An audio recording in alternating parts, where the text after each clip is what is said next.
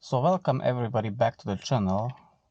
Today I decided I'm going to launch a new series where I'm gonna show around an interior of a car in a virtual reality or a 3D if you will. The first car I wanted to show is my MK4 Supra. This is how it looks from inside in 360. Have a look around, and if you want I can show you around the buttons, the knobs and the stalks. So here where the key goes, let's turn the ignition on.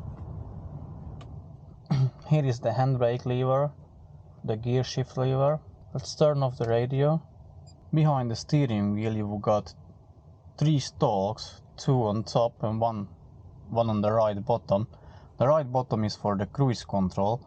To be honest, I'm not really using it that much, only when I'm driving on motorway mostly.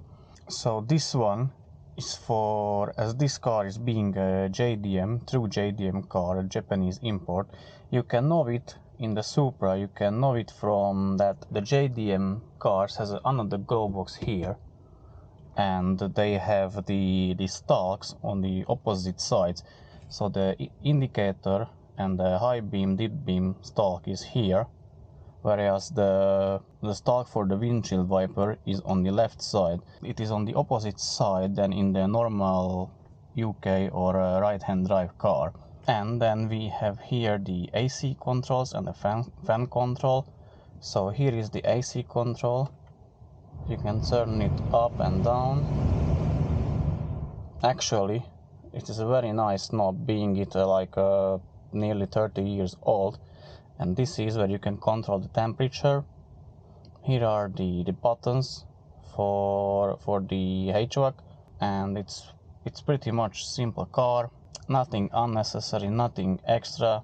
It looks like the cockpit from a fighting jet, so everything is pointing towards you, everything is in the reach within a hand.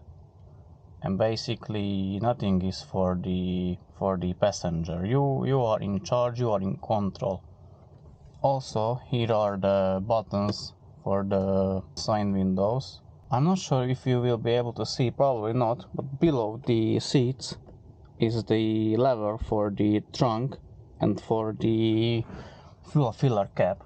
Funny thing that the driver's seat is electronically adjustable, when the passenger seat is only adjustable by hand, so manually. As you can see, I'm here missing an armrest. That's because I'm going to replace my handbrake cable and put a new handbrake shoes on it as well. I'm also missing a small plastic cover from here, because I took this one off and I was putting it back in a wrong order, so I just didn't want to bother with taking it again apart and then putting back together again everything in the right order, so I still have to do it.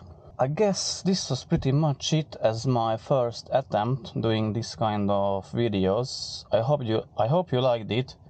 If you do, let me know in the comment section, and let me know as well which car would you like to see next. I already have 3 or 4 in plan to do, which I have access to. It is a BMW M3 replica E92, a Honda S2000, a Volvo S60 and a Toyota IQ. So this is for now. Thank you very much for watching. See you in the next one. Bye.